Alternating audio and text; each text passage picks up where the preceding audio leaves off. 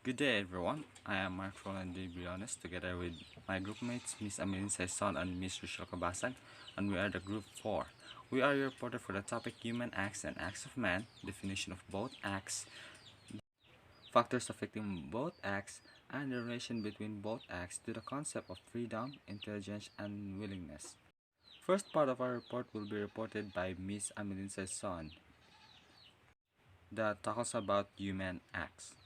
Human acts is an act of free will. It is under rational act done with full of willingness or deliberation. Voluntary act. Responsibility is an essential part of human act. The degree of responsibility depends on the degree of knowledge and deliberation. So, ang human act kay lihok nga imong kabubuton or makatarunganon nga imong gibuhat. So puno ka sa kahibalo or pangunahuna ang imong gibuhat. Voluntaryo ka or kusang loob nga imong gibuhat. Hinungdanon bahin sa buhat sa tawo. Human act is the expression of a man's oneself. It is the man's own act, not others. It follows standard to determine if the act is good or bad, right or wrong, moral or immoral. Norms of the society and civil law, religious, cultural, and moral responsibility. Expression sa kaugalingon or kaugalingon nga buhat sa tao which is dili lihok sa uban.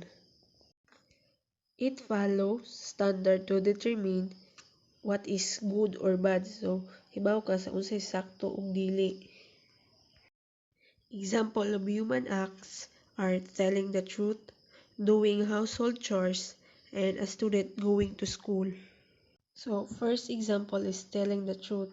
So, imuhang kabubuton ang mosulti sa tinuod wala ka gipugos. Next is doing household chores. So, pagbuhat sa buluhaton sa balay. Imong kaugalingon nga panghuna-huna. So, wala ka suguan nga kana buhata. Kusa ka nga di-volunteer nga kana imong buhaton. Next is student going to school.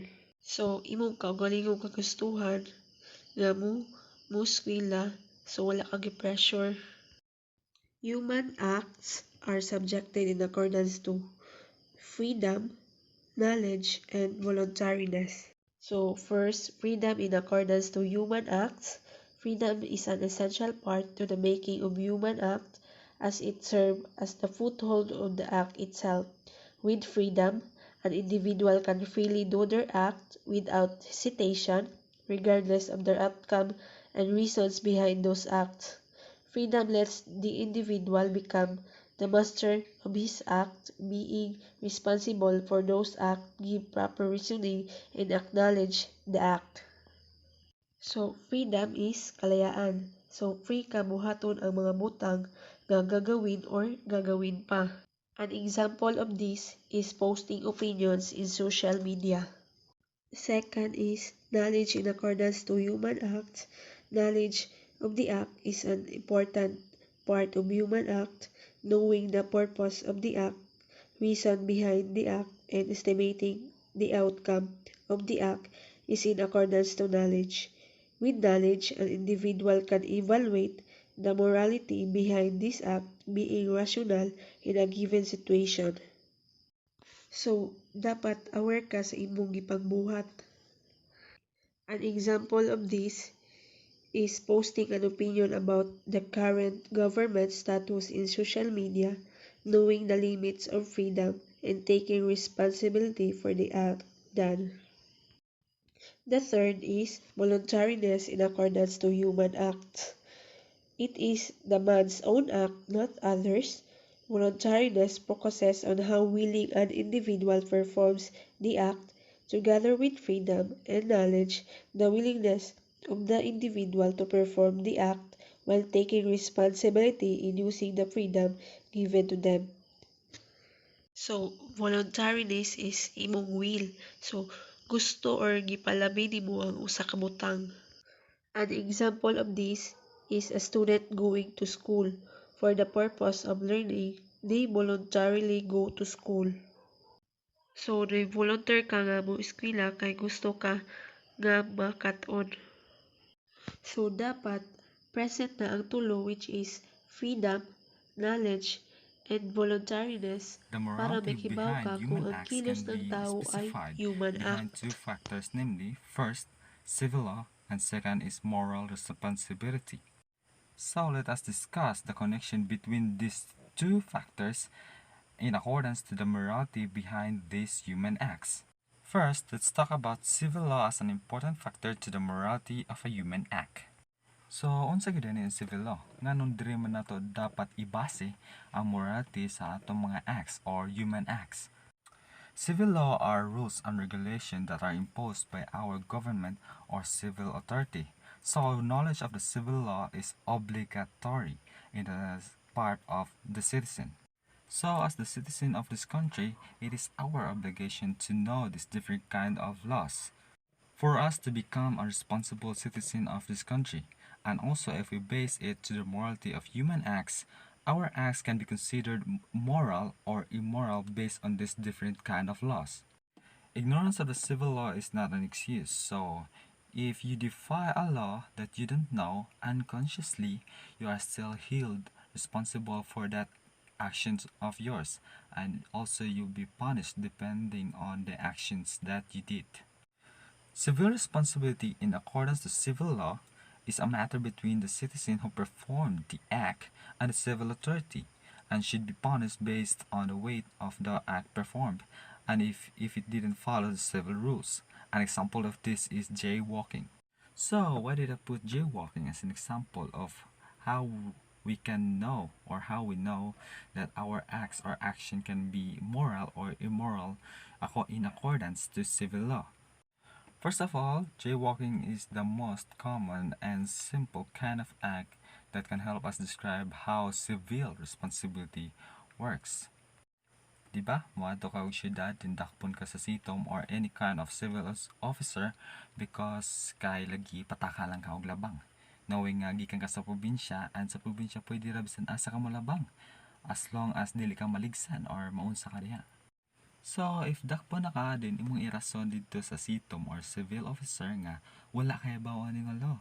Still, you are still held responsible for your act. Dakpon gyapon kanila kay wa ka mosunod sa balaod. So, that's how civil responsibility works. If you defy a law unconsciously or consciously, you're still responsible for the act that you did and should receive the proper punishment depending on the act that you did. Kung wala kang motuman sa balaod, imong actions kay considered nga immoral na in the face or the eyes of the civil authority. Next is moral responsibility as an important factor to the morality of a human act. So kung sa civil responsibility ni follow siya sa law nga na-impose sa civil authority, ang moral responsibility sad kay ni follow sa law given or imposed sa supreme being which is considered as Jesus, Allah, Jehovah, or anything that you follows. Moral responsibility follows our religious acts. Ang moral responsibility kay nakasunod siya sa atong religious acts. Our acts or actions can be considered moral or immoral depending on the laws given by a supreme being or the creator. In our state or situation, which is God.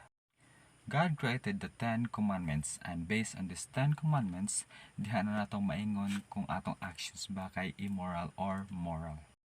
This factor focuses on the religion part of morality to impose whether the human act is good or bad in accordance to the law of God. Murder is an example of not following the moral responsibility. Di ba naa sa atong 10 commandments nga, you shall not murder or you shall not kill?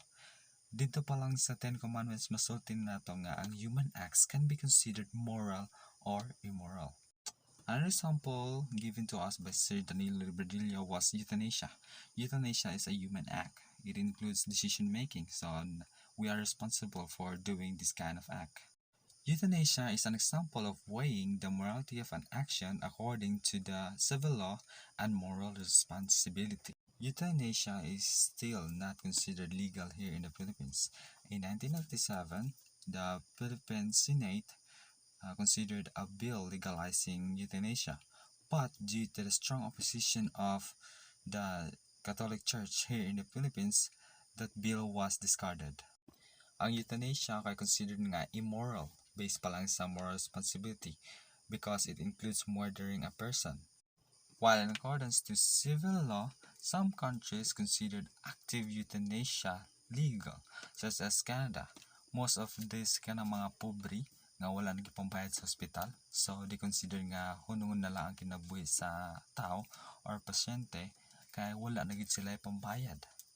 And considering most hospitals doesn't consider giving free services in this kind of situation.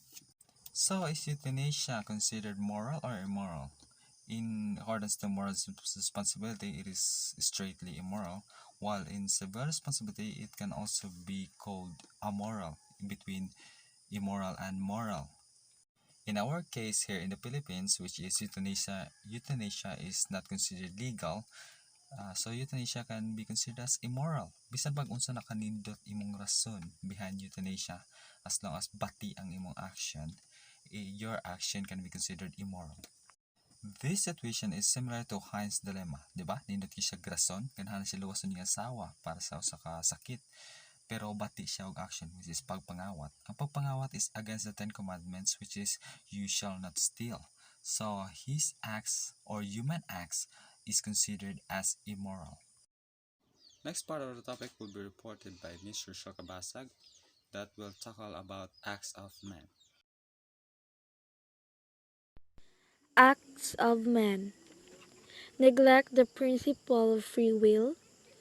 Acts that are done without full knowledge of the act, no full willingness, no freedom in doing so.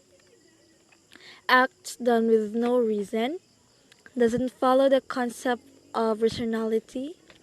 Acts done without the individual's consent, and involuntary actions. So when we say acts of man, lihok sa tao nga wala gabase sa uban, or lihok nga why reason. Man with involuntary actions, dili voluntaryo nga gibuhat ang usa ka butang. Or wala siya ga-follow og concept or konsepto of being rational. It's just naa na jud ni nga lihok sa man. Acts done without thinking or mechanical. When a person is sleeping or under anesthetic, acts that are instinctive or impulsive in nature, or acts in passions. Lihok nga dili ka siya magamit og thinking or mechanical, just like for example natug or under anesthetic. Example of acts of man. So we have digestion, blinking of the eye, and beating of the heart. So digestion. So we all know that digestion works by moving food through the GI tract. Digestion begins in the mouth with chewing and ends in the small intestine.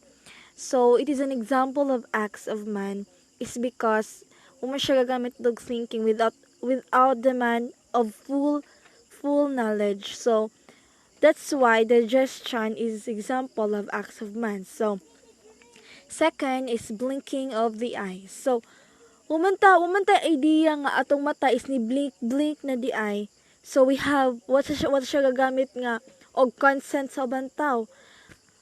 So that's why it is an example of acts of man. So the third is beating of the heart. Wala man to na siya nakita.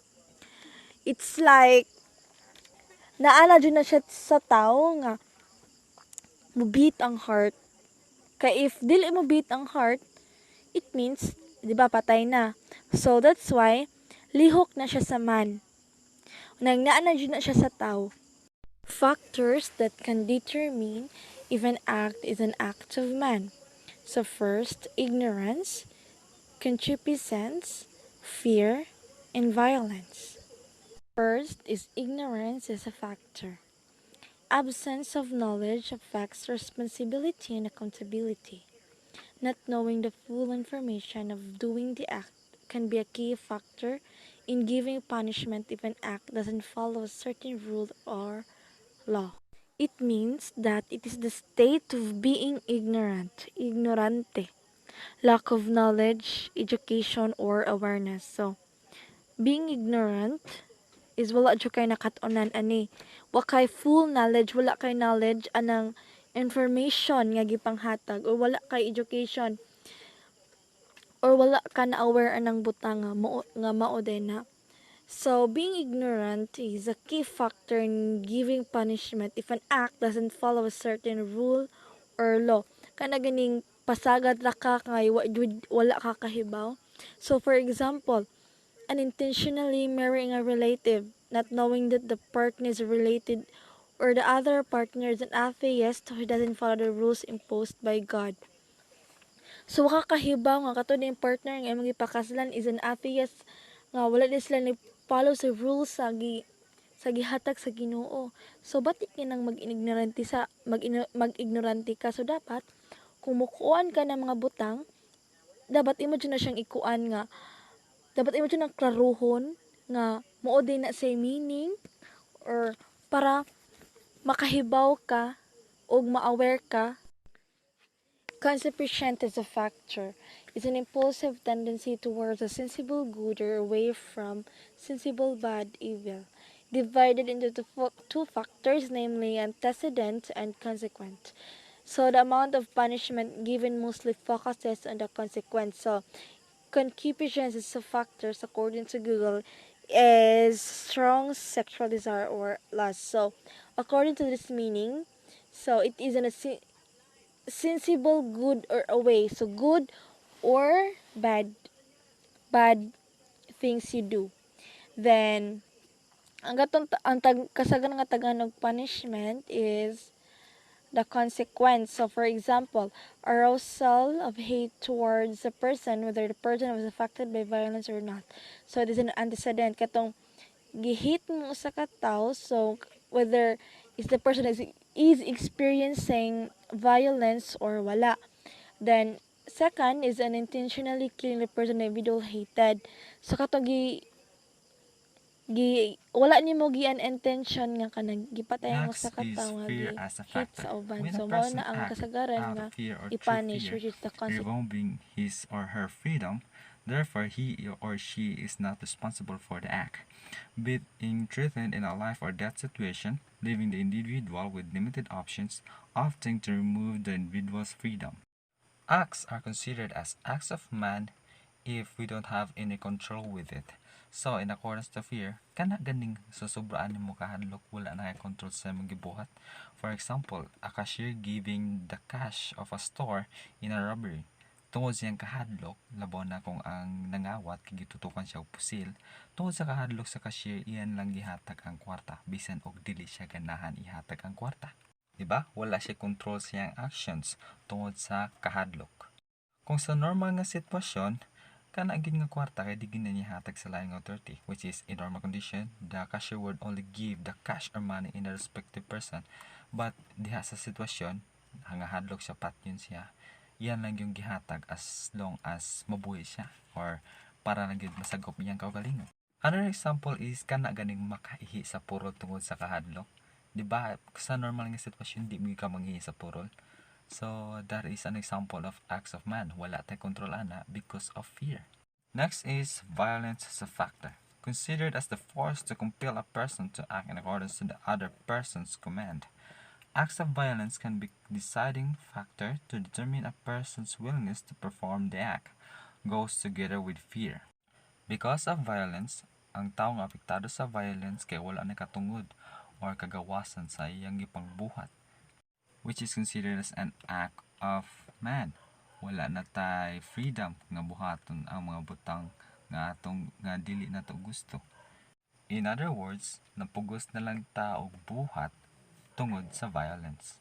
An example of this is a family giving all their resources in a robbery, threatened to be killed if they don't follow the command. Diba? Ang pamilya gihatag ilang tanang gamit dito sa nangawat kaya kung di nila ihatag ilang gamit, pwede sila kining patyon or nanabay na posilan nga usa nila. So bisan dili sila ganahan ihatag ilang magamit, ina lang yung gihatag for the sole reason of survival, which is an act of man. Another example is rape. Rape is an example of combination of concupiscence, fear, and violence. When a suspect threatened the victim, if he didn't follow its command, it is a combination of fear and violence to the victim to unwillingly follow the command, which is an act of man. If the victim unconsciously killed the suspect due to hatred or self-defense, it is also considered as consequence, which is under concupiscence. First is gihadlok sa suspect ang biktima nga patyon siya kung dili siya mutuman sa iyang gisulti, which is an act of fear and violence, also considered as an act of man. Iya na lang ning gisunod kay hadlok lagi siya mamatay, which is in the acts of man. Kung nagay kay mabuhat nga dili nimo gusto, nabuhat na lang nimo tungod sa main reason nga ganahan ka mo survive. Next is consequent, which is napatay sa biktima ang suspect because of self-defense or tungod sa iyang kalagot. It is also considered as an act of man. Act of man ni siya sa biktima ha, dili sa suspect. Lastly is the summary. What is the difference between the acts of man and human acts? Human acts, we have control of it. It aton part sa atong decision making. While acts of man are considered as impulse or part of our nature of a man with the sole instinct of survival. Again, human acts goes hand in hand with decision making. We have control of our actions. While in acts of man, we don't have any control of actions. We just follow our instinct or our impulse as a man. Our deliberate actions or human acts follow stages from decision making then into the act itself. Next is a human act follows responsibility and accountability. Diba? Natay control, responsibility sa atong gipang buhat. And while an act of man follows the instinctive nature of man for survival. Bisan dili ta ganahan, ato na lang yung nabuhat para lang yun kita makasurvive. Civil responsibility is different from moral responsibility. We already tackled with that topic. And last is an act of man in polar opposite to human acts doesn't follow the principles of freedom, knowledge, and willingness in contrast to human acts. Kaya lagi wala tay control, so wala gitay freedom or kalayaan sa atong gipambuhat. Wala tay knowledge, wala tay kaalam or willingness, dili na to gusto nga atong gibuhat, pero ato ni siyang nabuhat, which is in short an acts of man. That's all for our report from Group 3.